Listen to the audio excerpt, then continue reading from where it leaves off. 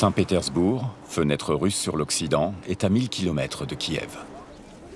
La guerre est pourtant présente. Plusieurs milliers d'Ukrainiens du Donbass se sont réfugiés ici. Parmi eux, Victoria et Vova. 36,6. Ça monte encore? Non, attends, 36 et... Qu'est-ce qu'il y a écrit là? 5? Attends, 36,4. C'est parfait. Depuis une semaine, Victoria et Vova sont logés dans un hôtel de Saint-Pétersbourg. Ils ont fui Mariupol, leur ville natale, après une attaque russe. Le 10 mars, je suis sorti me promener avec Tolik, un de mes amis. Tout était normal. Je voulais aller dans le seul magasin qui était encore ouvert. J'avais quelques achats à faire avant de rejoindre ma femme à la maternité. Mais nous ne sommes pas arrivés jusqu'au magasin. Quelque chose s'est écrasé contre un immeuble. On s'est mis à courir. Je me souviens avoir vu une maison haute comme une montagne et je me suis accroché à quelque chose. Et là, il y a eu une énorme explosion. J'ai appelé mon ami Tolik, mais je n'ai pas reçu de réponse. J'avais les oreilles totalement assourdies. J'ai cru que j'allais mourir. Ma jambe pendait autour d'une clôture. Elle était toute travers et tordue. J'ai vraiment pensé que c'était la fin. J'étais au sol, la jambe couverte de sang, et il y avait des explosions partout autour de moi. Heureusement, aucune autre bombe ne m'a touché. À l'hôpital, le médecin m'a dit « soit on t'ampute, soit tu meurs ». Alors j'ai choisi l'amputation. Depuis le début de la guerre, 1,3 million de réfugiés ukrainiens se sont rendus en Russie. Mais ils ne disposaient d'aucune autre alternative car il n'y avait qu'un seul corridor humanitaire. Une fois en Russie, ils ont été pris en charge, non pas par les autorités, mais par des bénévoles. C'est ici que nous mangeons. Le matin, le midi et le soir. Ce que nous vivons n'est pas facile, mais grâce à l'aide des bénévoles, on y arrive. Pour commencer, il a fallu passer la frontière. Tout au long du chemin, des bénévoles nous appelaient régulièrement. C'est eux qui nous ont procuré les billets de train. Le trajet a pris 1 jour et demi. Mais en tout, le voyage a duré 2 jours. C'était assez dur. Mais il y avait tout le temps quelqu'un pour s'occuper de nous. Il y avait même un médecin qui se tenait constamment à disposition. Quand le train s'arrêtait, il nous prenait la tension et la température pour s'assurer que tout allait bien. Victoria a 37 ans. Elle était sur le point d'accoucher à l'hôpital de Mariupol lorsque les Russes ont attaqué. À un moment, il y a eu un grand boom. Et 2 secondes plus tard, il y avait du sang partout. Tout n'était que chaos et destruction. Des objets ont volé dans ma direction. Heureusement que mon visage n'a pas été touché. J'ai vu toute la scène. Mais notre plus grande perte, c'est celle de notre enfant. Pendant l'attaque, un objet a percuté mon ventre et ça a immédiatement fait une déchirure. Exactement à l'endroit où se trouvait le bébé. Ils ont essayé de le sauver en pratiquant une césarienne, mais il était déjà mort. Nous n'avons pas réussi à le sauver.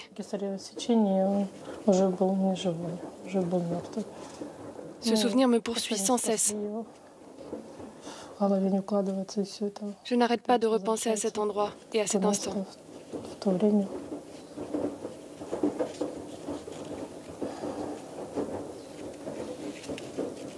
Qu'est-ce que tu as? C'est terrible. Pour nous, ça va aller.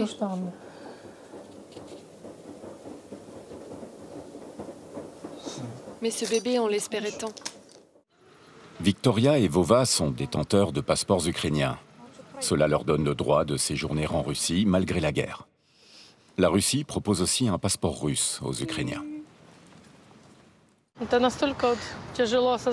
C'est vraiment dur d'accepter de vivre dans le pays qui a détruit tout ce que tu avais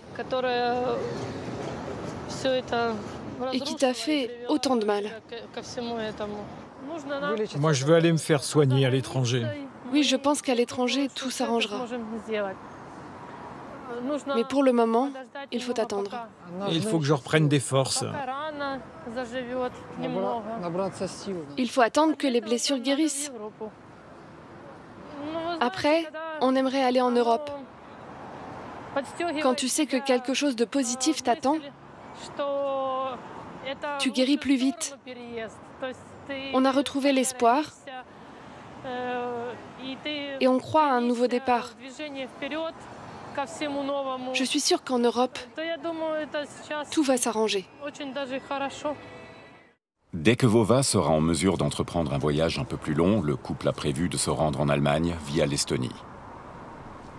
Diana, une bénévole, les soutient dans ce projet. Diana n'est pas une assistante sociale de la ville. Elle fait partie de ces milliers de volontaires russes qui s'organisent grâce aux réseaux sociaux. Il y a des choses que j'aimerais changer, avec lesquelles je ne suis pas d'accord. Le fait d'aider des réfugiés me permet d'exprimer mon mécontentement face aux événements actuels sans me mettre trop en danger. Quand j'aide Vova, par exemple, je pense à autre chose. Quand il était sur la route, je me disais en permanence, s'il ne s'en sort pas, moi aussi je vais mourir. En fait, cette situation me rend complètement folle. Et quand en plus tu l'as subi dans ton environnement immédiat, c'est vraiment très dur. En Russie, ils sont près de 8000, comme Diana, à intervenir en tant que bénévoles. Quand des réfugiés ukrainiens franchissent la frontière, ils organisent des aides de première nécessité dans toutes les régions concernées, au risque de se mettre eux-mêmes en danger. Les autorités pourraient très bien me faire passer pour une complice de l'armée ukrainienne. Après tout, je transfère de l'argent à des gens que je connais à peine. Mais je pense qu'ils ne le feront que si un jour, ils veulent me faire disparaître de la circulation.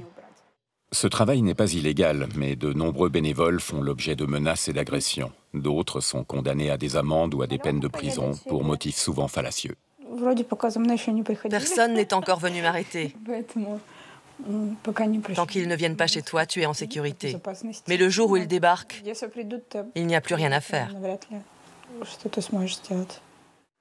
Diana est toujours disponible. Vova, Victoria et d'autres réfugiés peuvent l'appeler 24 heures sur 24. Tous ces gens sont face au vide, ils ne savent pas quoi faire. La plupart ont tout perdu. Je crois que ce que nous faisons est extrêmement important. Je ressens beaucoup de culpabilité par rapport à ce qui se passe actuellement. Dans cette situation, je ne sais pas ce que je pourrais faire de plus.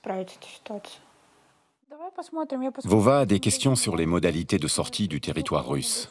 En principe, les Ukrainiens ont le droit de se rendre en Europe, mais les contrôles aux frontières sont particulièrement tatillons. Diana ne gère pas uniquement les urgences médicales. Elle s'occupe aussi de problèmes plus quotidiens. La majorité des réfugiés n'a ni argent, ni vêtements. Victoria et Vova m'ont demandé un rendez-vous chez le coiffeur avant le week-end prolongé. Et puis Victoria rêvait aussi de se faire maquiller. Parmi nos bénévoles, j'ai trouvé une esthéticienne qui a accepté de les coiffer et de les maquiller. Diana retrouve Vova et Victoria tous les 2 ou 3 jours. Et aujourd'hui, pour une fois, il n'est pas uniquement question de leurs problèmes de santé. Waouh, tu es magnifique! Est-ce que ça plaît à Vova? Oui, beaucoup. Il est amoureux comme au début. Et il faut dire que ça te va vraiment bien. C'est très cool. Son humeur s'est énormément améliorée. Il veut sortir en permanence. Aujourd'hui, Diana accompagne le couple pour l'achat de nouveaux vêtements. L'argent provient de petits donateurs privés russes. Mais de la part de l'État, Vova et Victoria n'ont obtenu ni vêtements, ni logement, ni soins médicaux. Tout vient des bénévoles.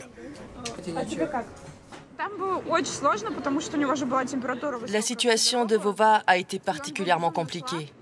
Il a voyagé avec une forte fièvre, il était très faible et bouleversé par l'amputation. Il était complètement déboussolé et ne voyait plus aucun sens à sa vie.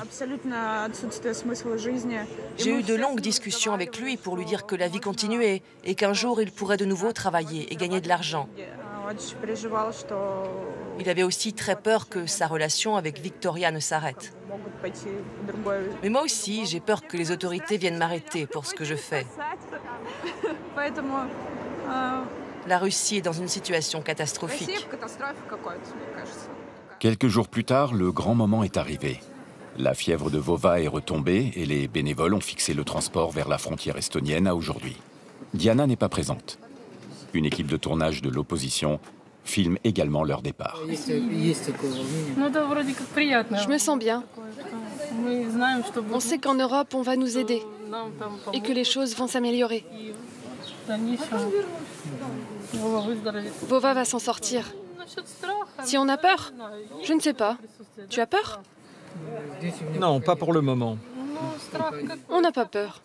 On se demande surtout comment les choses vont se passer. Mais l'avenir ne me fait pas peur. On sait très bien que notre situation ne peut que s'améliorer. Un prêtre orthodoxe est venu saluer le couple.